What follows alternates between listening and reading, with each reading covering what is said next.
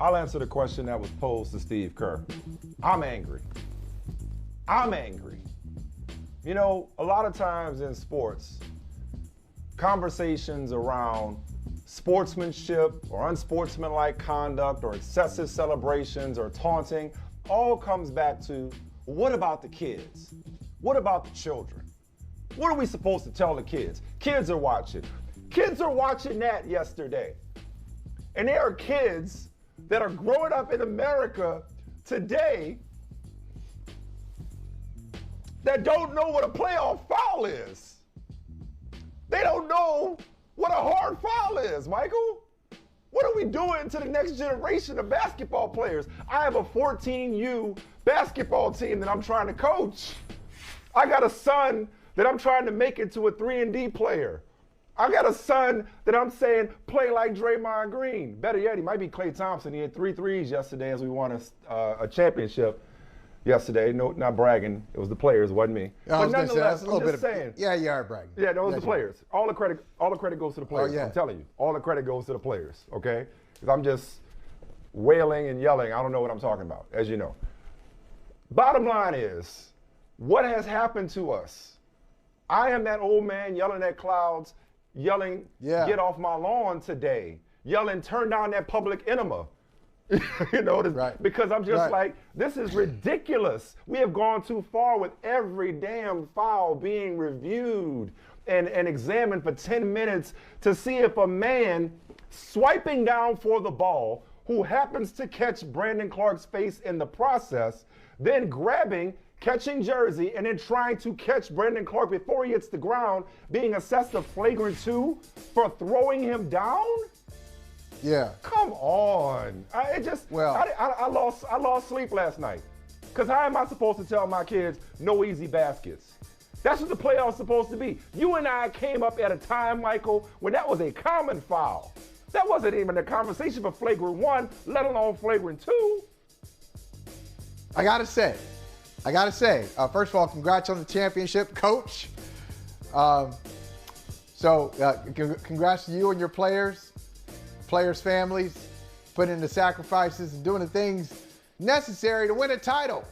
All right? It takes all of us. It takes a village. I'm going to tell you this. And you can win in spite of your coach, just so you know. I know that. Yes, you can. I spent part of the weekend, so I don't know why I just got caught. I was watching the 1969 NBA Finals Game 7, Celtics versus Lakers. Jerry West, MVP. Even though they lost, 42 points in Game 7. They lose. Then I moved on to 1988, Lakers versus Pistons, Game 7 at the Forum.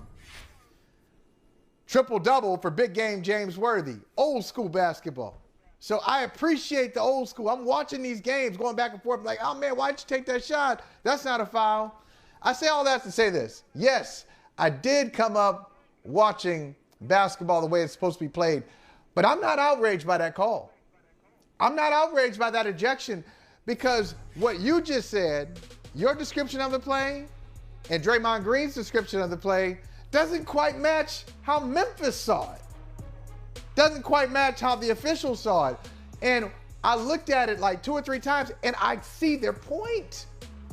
See, Draymond's like, oh, I was holding him up. Yeah. It's like one of those things. It's like KG used to do this. KG used to do this thing right here. It's a brilliant move. He come in real close to a guy. He give him an elbow, then do like this. What? No. I ain't touching him. No, man.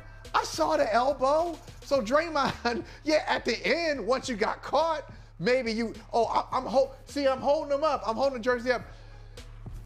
Yes, he deserved to be ejected for no other reason than you've done stuff like that before. And yes, your reputation does precede you, and you have to pay the consequences for who you. Yes, it does factor in. Yes, it does. As it should. Oh, no. As it should. Look, you keep doing. Why? You keep doing the same things over and over. You don't get the benefit of the doubt. Coach, tell your players that. Tell your players that, Coach. Is this the same thing? Because listen, I was as hard on anybody.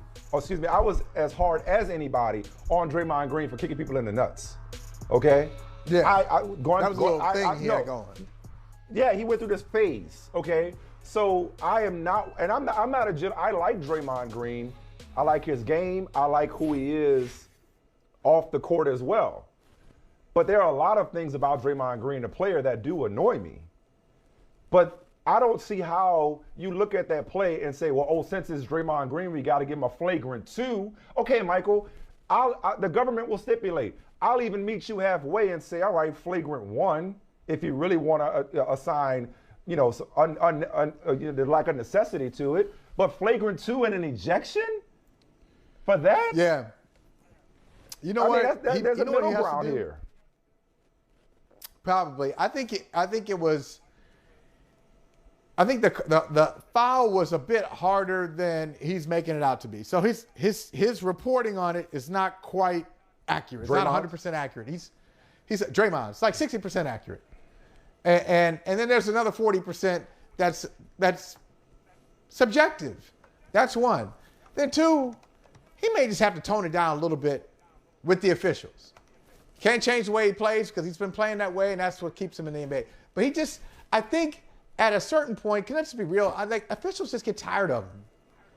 He's like talking all the time. I think but that's dangerous ground, though, is it not? So when it comes to something as serious as a flagrant 2 and an ejection, which now has him 2 flagrant points away from an automatic suspension. So 2 more flagrant fouls or 1 flagrant 2 automatically suspends him for the remainder, not for the remainder of the playoffs, but if he gets assessed 2 more flagrant points throughout the rest of the playoffs, he is automatically suspended 1 game. We all know this. We've learned this the hard way with Draymond, right? But isn't the point of the review, and aren't you supposed to take all intent out of it? Isn't it supposed to be strictly based on what you're seeing, what the act was, and whether it was excessive, dangerous, or unnecessary, or whatever the language is? Draymond being a nuisance to officials, Draymond chirping, Draymond getting technical fouls, Draymond playing a physical brand of basketball should not factor into that specific play. That specific play, okay, it was a hard foul. And Michael, I'll give it to you if you say, yeah, it was a flagrant by today's standards and should have been a flagrant 1. I disagree, but I understand where you're coming from, or you and anybody that doesn't have a problem with it. The flagrant 2 and ejection is too far, and we have generally gone too far. It's the playoffs. No easy baskets. It's a hard playoff, clean foul, and he tried to catch Brandon Clark. Yeah, but he didn't intentionally hit him over the face. We just saw Chris Paul. I don't know that. Smack somebody in the face. I think it was pretty clear he was swiping down at the ball. Okay, it looked like he was swiping out the ball and caught his face. It looked like that. That's what it looked like. It looked like that. That's what it looked like. And that's what it looked like. But see, once again, you say you don't know. Intent. You don't know what his intent was. And I don't either. But these things are all true. But I do know this. In basketball and other endeavors where people are there to arbitrate, to judge, to referee, humans are making these decisions. And humans will always bring in human stuff. So it shouldn't be, you're right, it shouldn't be, it should be fair. They shouldn't consider who's making a foul, who's doing what. Okay, they shouldn't, but of course they will. Of course that's a part of it. So let's set all that aside. You're looking at it from the perspective of the officials. I want to know about Michael Holley. The Michael Holley that I used to play basketball with, who would commit those kinds of fouls. Okay, not those. I want to know. Not those. I want to know how he feels if you were officiating it. Well, so you really think he tried to hurt him? So if it were you officiating and setting aside Draymond's reputation or his personality, you think that's a legitimate flagrant 2 foul in your rule book, is what you're telling me? Okay, but think about this. Think about this. Not only from the officials' perspective. But think about it from Memphis. If you're Memphis and you see that happen to one of your guys, or if you're the guy it happened to and he had some words after the game, he said, hey, am I surprised it happened? No. It's Draymond. That's what he does. I'm not surprised. Now, he didn't say it was clean. He said, I'm not surprised it happened. So it was a dirty play. Now, did he mean it to be a dirty play? A dirty play? It was dirty. Yes, it was. Dirty? Oh, it was dirty, yes. Oh, yeah, okay. It was. But here's the other problem. Oh, man. Here's the other problem with this. When you say, okay, and everybody who says things like you just said, well, what happened? I'm old enough to remember, I came up in a way where, that was nothing, man. They may not even have called that back in the day. Okay, great. Here's a problem. When you say that in 2022, a lot of people don't know how to do it. So if you say a hard foul, they go too far. They will go too far with it. And if you're an NBA official, you got to nip that in the bud. This could get out of control. So I understand why they did what they did. Would they do it if Jimmy Butler had done it? Probably not.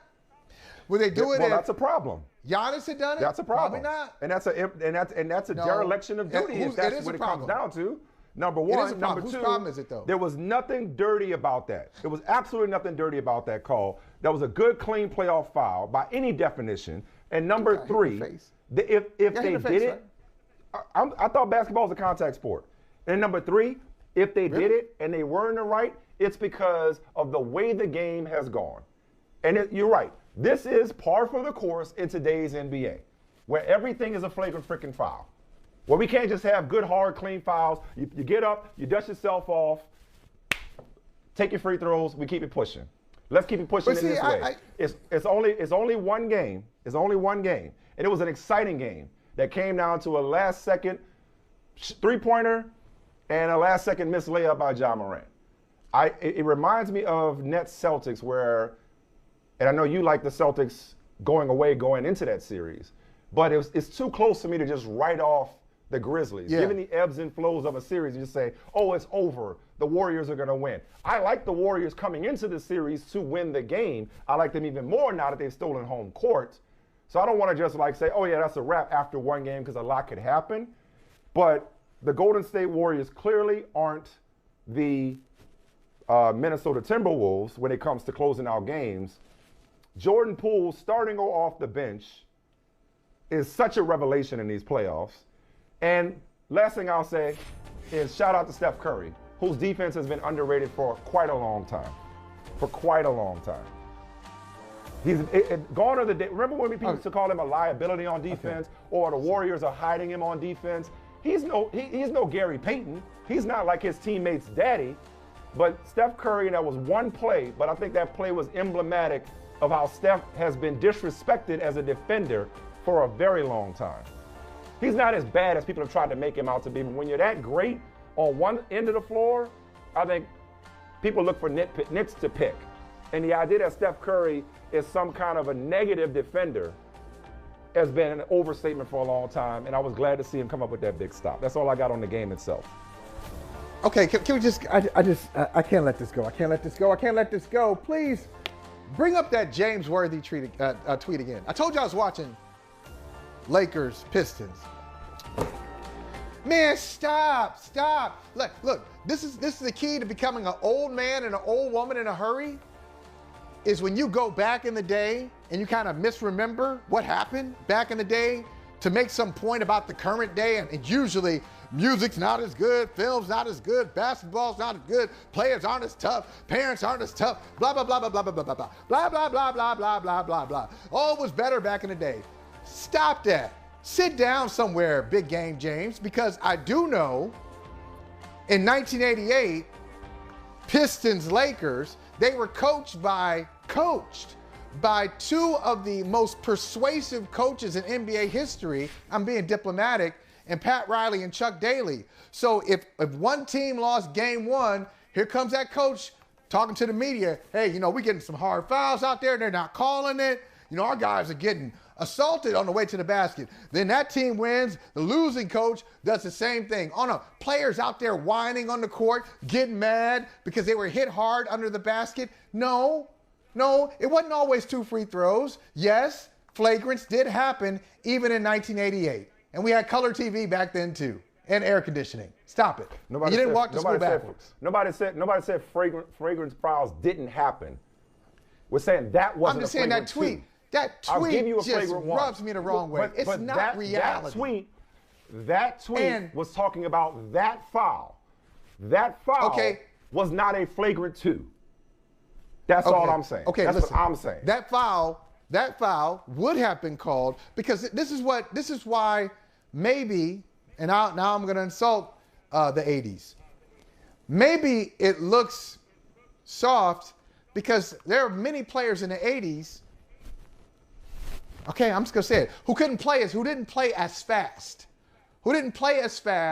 and didn't jump as high as some of today's players do. Like, it's very difficult, and I'm very critical of NBA officials, have been consistently.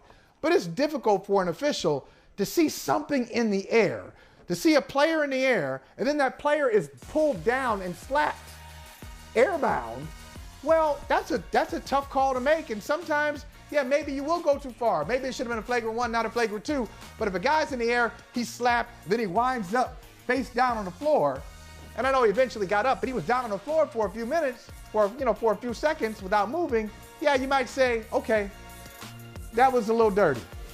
Hey, thanks for watching Brother from Another on YouTube. Make sure you hit subscribe before you leave, and be sure to watch us 3 to 5 p.m. Eastern Time on Peacock. Appreciate you.